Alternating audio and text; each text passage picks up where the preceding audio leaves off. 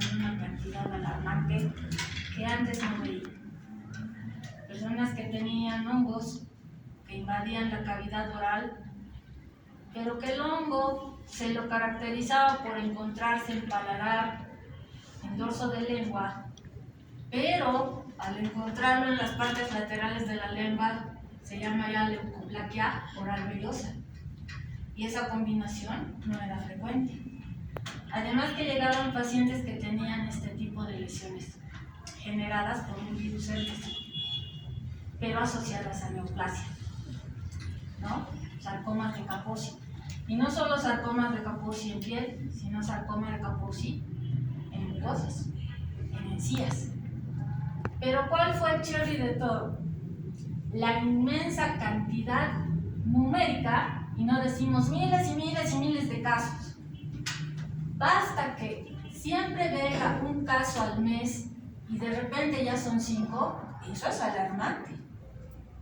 De casos que llegaban con neumocistosis, en ese entonces llamado neumocistis carini, ahora llamado neumocistis girovesi, de personas que tenían una característica en particular, personas jóvenes, homosexuales, que no tenían una enfermedad del sistema inmune primario de nacimiento,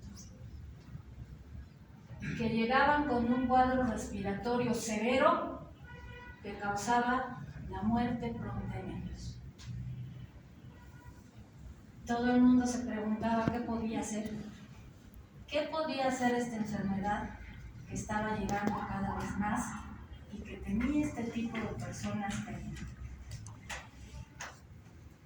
los 80, momentos en los cuales no había una tecnología tan avanzada, momentos en los cuales estas personas llegaban en estas condiciones muy emaciados, muy deteriorados, con cuadros mixtos de enfermedad, lesiones cutáneas importantes, cuadros diarreicos severos, que no solamente atacaba a gente común y corriente, sino que esta enfermedad tuvo la capacidad de quitarnos íconos importantes y fabulosos de nuestra vida. ¿Como quién será esta persona? Freddie Mercury. Oh, ¿quién será? Freddie Mercury. Ya, no todos reggaetón, pues. Bueno, ustedes el 80 eran pues polvo de este. Escuchen, Freddie Mercury. Era enfermo, tenía las condicionantes. Sí, tenía las condicionantes. Y murió por la enfermedad. Murió en un estado de SIDA avanzado.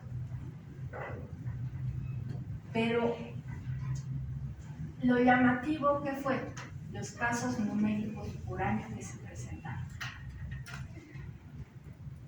Lo interesante aquí fue el huevo o la gallina. ¿Qué fue primero? ¿El SIDA o el VIH? El SIDA. No sabían qué era. En 1981, todo ese cuadro sindrómico fue englobado como el síndrome de inmunodeficiencia adquirida, el 81. Síndrome porque era el conjunto de signos y síntomas de inmunodeficiencia, porque tenía la característica y la capacidad de deteriorar el sistema inmune del individuo a expensas de sus linfocitos CD4, que después se hizo el estudio, pero lo deterioraba tanto que lo enfermaba tanto. Adquirida porque ninguna de estas personas tenía inmunidad afectada primariamente en su nacimiento. Era el síndrome de inmunodeficiencia adquirida, del cual no sabían quién o qué era el causante de la enfermedad. Se lo denominó SIDA en 1981, con 234 casos en Estados Unidos.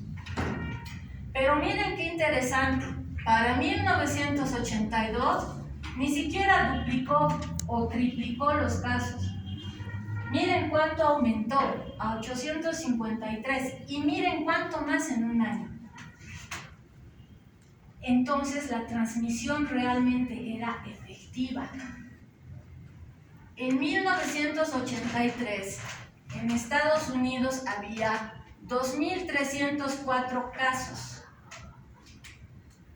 Para la actualidad, a nivel mundial, vivimos con 39 millones de casos en el mundo y hay 40 millones de fallecidos ya.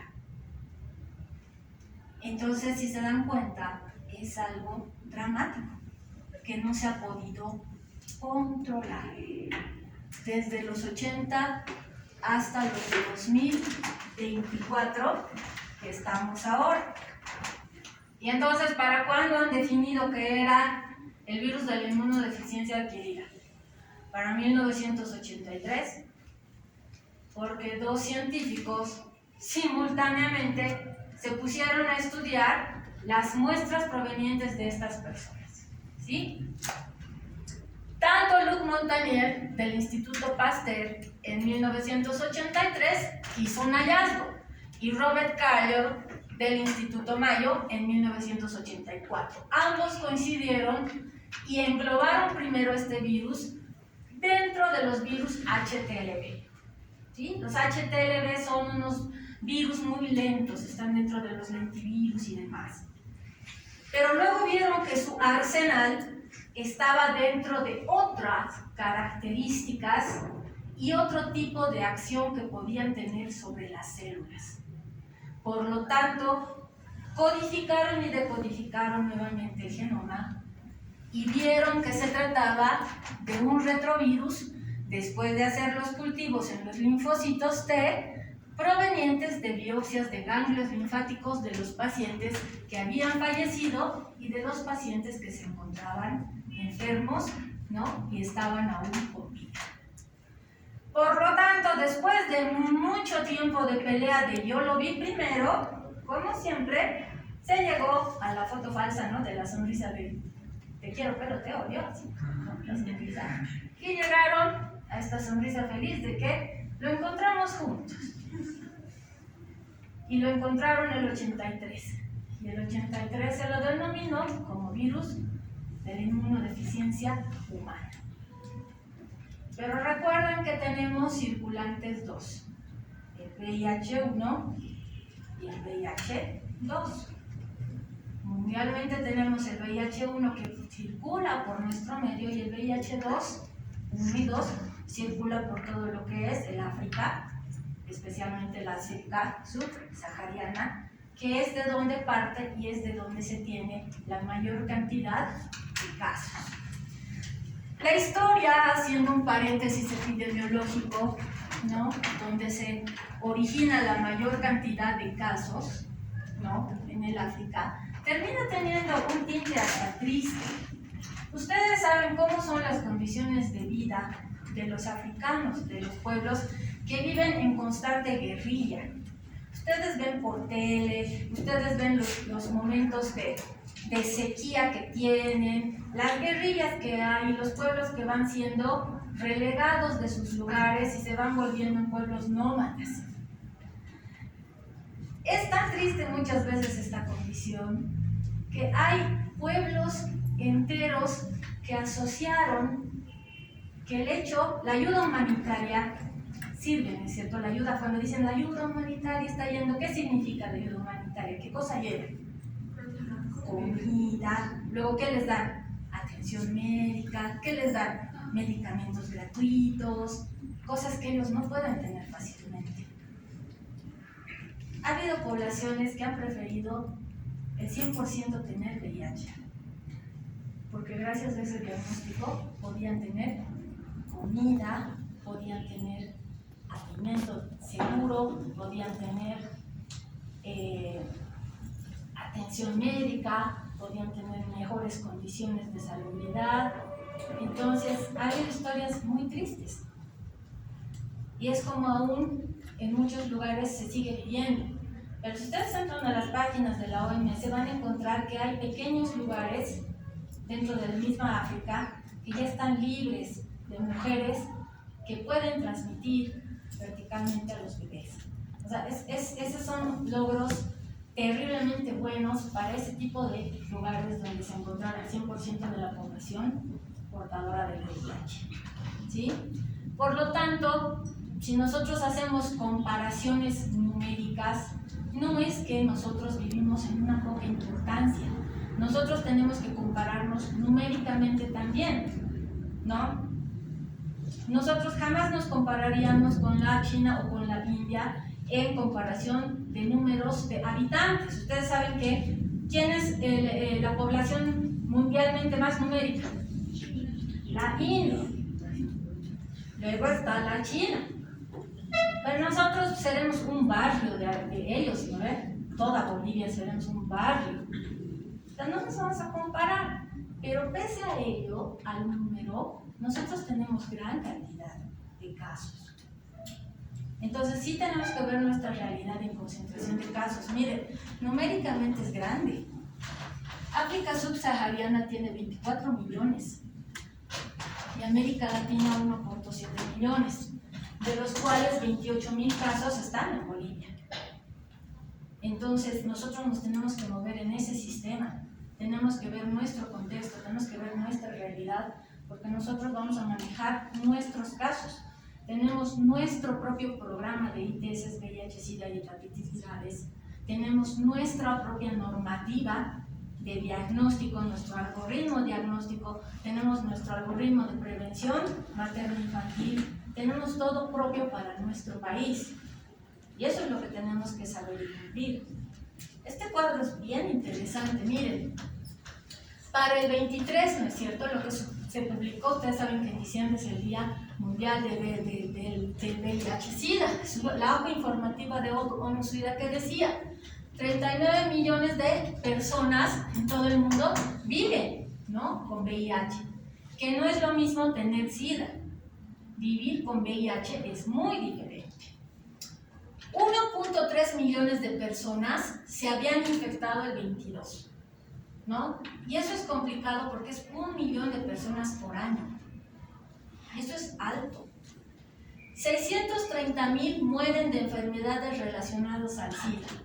¿Y eso por qué? Y eso lo vamos a ver en la segunda clase, que es algo que quiere y se está viendo que posiblemente no se va a poder, que era algo que se quería proyectar y perfilar en lo que es la OMS, en el proyecto de lo que es no detectable, no transmisible. Ese es el proyecto para el 2030. Que mientras yo tenga una carga viral no detectable, no tengo la capacidad de transmitir. Y hay mucha pareja cero discordante, que yo soy positiva al virus y mi pareja no tiene el VIH, pero yo no tengo la capacidad de transmitir. Yo ya no soy una persona capaz de transmitir. Entonces, eso no se está pudiendo, porque se sigue contagiando, transmitiendo, no se usa contagio en VIH, se siguen transmitiendo 1 millón de personas por año. Entonces, no se puede. Eso se complica. Y esas 630,000 son personas que no saben que tienen la enfermedad, que tienen miedo a acudir a centros de salud y que esperan que la fase SIDA avance. Si cualquier persona que ha tenido un contacto de riesgo sexual acude a hacerse una prueba rápida voluntariamente y capta el test positivo, es la mejor noticia que le ha podido pasar. ¿Por qué? Porque su CD4 está alto y si empieza el tratamiento se va a mantener alto. Pero si espera, no saben lo terrible que es recuperar. Yo he tenido pacientes, el CD4 nuestro, ¿cuánto es? 1500, pongan en promedio. He tenido pacientes con CD4 de 50. Esos 50 tardan con un paciente bien disciplinado 2 años atrás en subir a 150. Y en esos 2 o 3 años todo le puede pasar, porque está en estadio SIDA todavía. En cambio, de esa persona que ha sido inteligente y se ha ido a hacer una prueba rápida y en sus 1500 le han agarrado el test positivo, pues tiene todo el chance de tener una vida plena todavía. Estos son los casos que lo dejan, ¿sí? 29 millones de personas acceden a la terapia, pero muchos de ellos van dejando, lo toman, lo dejan, lo toman, lo dejan, y eso no es hacer terapia. Eso no es hacer terapia. 85 millones de personas se han infectado y 40 millones han muerto por enfermedades relacionadas con el SIDA desde el inicio de la pandemia, o sea, desde los 80. En 2022 había 39 millones de personas, de los cuales 37 ¿no? eran adultos de 15 años o más. Pero 15 años son chiquitos, para mí son niños. 15 años, ¿dónde están? En colegio. Son niños y niñas todavía. Miren, 1.5 millones de 0 a 14 años, con 3 modalidades de transmisión. Mamá-bebé, ¿sí? Relaciones sexuales o abuso sexual. El 53%, más de la mitad del total de personas del mundo con VIH, son mujeres y niñas. Por múltiples factores, de todo tipo. Factores sociales, factores económicos, por múltiples factores. Y el 86% de estas personas ya conocían su estado serológico.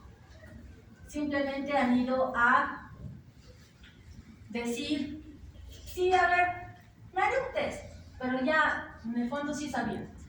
Nosotros en el programa teníamos un paciente, aunque no crean, tenía 19 antes de que haya la red, porque ahora por red nacional se sabe. Este paciente puede ir, yo que sé, a Montero, hacerse la prueba, ¡tac! Sale, sale en la recta roja su nombre, que se ha hecho la prueba en Tarija. Antes no había eso, en el 2009-2008 no había eso. Tenía 19 pruebas hechas.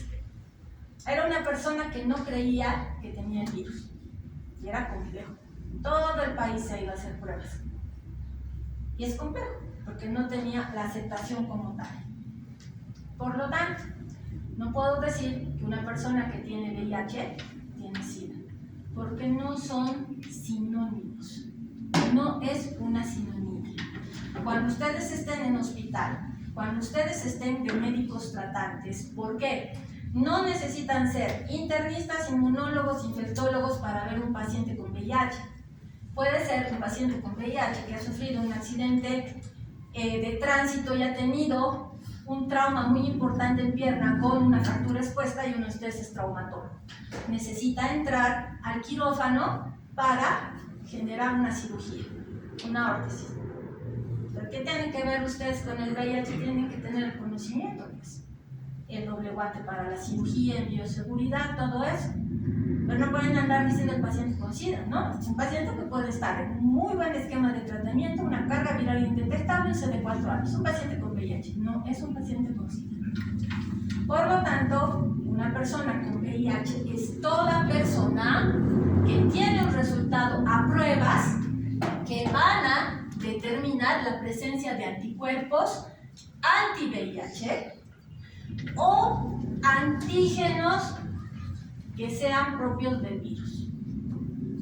¿Sí? El laboratorio que busque los anticuerpos anti-VIH o antígenos propios del virus. Nada más. Si yo tengo eso, tengo VIH. ¿Cuándo entonces tengo SIDA? Tengo SIDA cuando me encuentro en la etapa final de la enfermedad. Cuando porto características por la presencia de enfermedades o infecciones oportunistas que van a marcar mi enfermedad por disminución de ¿quiénes? De los linfocitos T CD4. ¿El virus de la inmunodeficiencia humana solo ataca a los linfocitos T CD4? No. Es capaz de afectar absolutamente a todas las células del cuerpo humano, pero tiene particular tropismo o afección, o sea, le encanta, le fascina, ¿no? Entra y dice, ay, qué lindo macrófago, ay, qué lindo todo, ay, pero se enamora del CD4. Entonces agarra el CD4 y no lo suelta. Por eso cuando ustedes lean van a ver cómo lo deshace. ¿sí? Es un amor tóxico que le tienen. Lo deshace. La diferencia grande, ¿sí? Las vías de transmisión. Antes era fatal, los pacientes venían llorando. Teníamos el caso de una señora que se ha transmitido el VIH en su segunda nupcia, cuando la señora tenía 58 años de edad. ¿Sí? Acuérdense que nosotros, cuando usted se gradúen, ¿qué les van a decir sus pacientes? Los viejitos, por si acaso, siempre les dicen, ¿no? Si es varón, les dicen doctor. Si es mujer, les dicen señorita. Siempre es así. Si es mujer, señorita. Si es varón, doctor. Pero en la general, ¿qué les van a decir? Doctores. Pero nosotros no somos doctores de juzgado quinto en lo penal. No somos jueces. No juzgamos a nadie. ¿Ya? No juzgamos a nadie. El señor en su segunda nupcial se contagió, se transmitió, perdón, no se contagió, se transmitió VIH. ¿Cómo se enteraron? Su esposo nuevo se tenía que operar por una peritonitis complicada que requería transfusión de sangre. La señora ha ido a testarse si podía ser donante. No, porque tiene VIH. El señor también. Así se enteró. La señora ha ido a buscar el apoyo de sus hijos. Disque adultos. Viene llorando. ¿Saben qué han hecho con la pobre señora? Le han prohibido ver a los nietos, tocar a los nietos, besar a los nietos. En segunda instancia, la casa de la señora le han dado el cuarto de abajo, que era como depósito. A él le han dado su plato, su cuchara, su vaso, su todo. La señora venía llorando. Desconocimiento terrible. Al margen del desconocimiento terrible, no se puede tratarse así a la mamá, ¿no? Al margen del desconocimiento, o sea, qué crueles. Lo bueno es que le hemos hecho llamar con la trabajadora social y nos hemos desquitado. Sí, no. Bien hecho. Son momentos satisfactorios. Entonces, no se puede tratar así jamás a la gente. Era un problema, pues, la vía de transmisión. Que si llora, que si le besa, que si le todo. Las vías de transmisión hasta el momento no han cambiado. Desde su inicio hasta hoy, que son las 17 con algo. ¿Sí? Pensé las vías de transmisión, no hay ningún problema. ¿No? Vías de transmisión. Sexo casual sin protección. Por lo tanto, mis fiestas post entrada de diablada, mis fiestas post semana de medicina y cualquier fiesta loca a la que se me ocurra ir. Así de simple es. ¿Qué han dicho ustedes mismos? ¿Qué es lo más peligroso de la fiesta? El alcohol. El alcohol. ¿Qué es lo primero que llevan? El alcohol. Que llevaran el alcohol en gel, por lo menos. No, nos cuidaremos de la COVID, nada. Es lo más peligroso. Cuando uno está con copos encima, la protección. El sexo casual. ¿Por qué dicen casual? Porque pues ni se conocen. Aquí en La Paz, en Santa Cruz, en todas partes, existen chats, existen canales de Facebook, todo con nombres anónimos donde hacen contacto, ¿sí? Hacen contacto. Y existen baños públicos y demás donde se juntan para tener relaciones sexuales y se acabó, sexos casuales. Y en las fiestas lo mismo. Y no usan protección. El sexo genital oral, el sexo anal, genital vaginal, todos tienen el mismo riesgo, ¿sí? De utilizar el preservativo. Había mucha discusión de que, a la entrada de carnaval iban a repartir condón, sí, como que si alguien luego de su fiesta están viendo, hasta en los redes salen, ¿no? La prensa están parando y va a estar, ay, mi condón, cuidaré, así, menos que se les ocurre cuidar. ¿Ya? Su vida está en 5 segundos locos. Su vida, así su vida, pero realmente su vida está ahí. Los ADVP. En nuestro medio no existen mucho, ¿sí? En medio nuestro es más de inhalación muchas veces, ni siquiera inhalación de cocaína porque es cara, ¿no? Inhalación de terogal, de clefa, ¿no? La cocaína es cara. Pero bueno, drogas como la heroína y demás. Ustedes, a ver, ¿qué anestésico utilizan? No, pues para drogas. Que hay en todo en Estados Unidos, ¿no? La ciudad zombies. A ver, fentanilo se utiliza para dolores, para cáncer, utilizan el fentanilo y son caras. Nuestro presupuesto no da pues, para esas cosas. Pero el compartir agujas, ¿ya? Los que se hacen, ¿no? Su cuadrícula 3 en rayas. Pues también córtate como yo también. Pueden contagiar, transmitirse. Transfusiones hay, antes había más, pero ahora el sistema es tan sensible, porque para quienes de ustedes han donado sangre, muy bien, y los otros tacaños no dan los 5 litros, no sé cuánto. Tienen que donar sangre, ya en algún momento de su vida tienen que donar sangre. Les hacen test para buscar cosas. Siempre les preguntan, ¿no? Si toman algún medicamento, si ha bebido un día o 2, 3 antes y demás, ¿no? Y les hacen una pesquisa bien delicada de enfermedades y ahí está el VIH. ¿Cuándo no se puede testar? Cuando está en el periodo de ventana, 27 días en que yo hoy he adquirido el virus. Y hoy que es lunes, el viernes o sábado quiero donar sangre, no me va a testar. Hoy ya tengo el virus, porque está en el periodo de ventana. 27 días no me testa. No me va a testar. ¿Sí? Ese es un problema.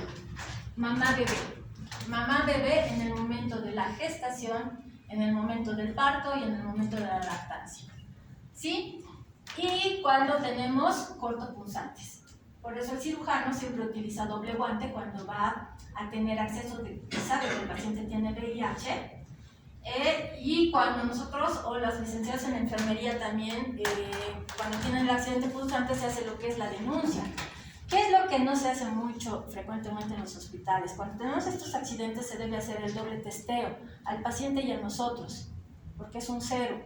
¿Para qué? Para ver si yo no tenía VIH o si el paciente no tenía VIH antes de este accidente. ¿Sí? Los dos podemos salir negativos. O yo ya tenía y el paciente no, y sin motivo estoy acusándolo al paciente. O al revés, el paciente sí tenía, estaba sin tratamiento, pero yo ya tengo el chance de tomar la profilaxis. Y solamente tengo 3 días para tomar esa profilaxis. Si al 8º día me animo a decirme pinchado, ya no me dan nada. Pues si ese ratito digo, sí puedo tener el chance de tener profilaxis. Pero miren, todo este montón de cosas, no hay pues que era un tabú antes y se pensaba que era una parte fabulosa para la transmisión. Epidemiológicamente nosotros tenemos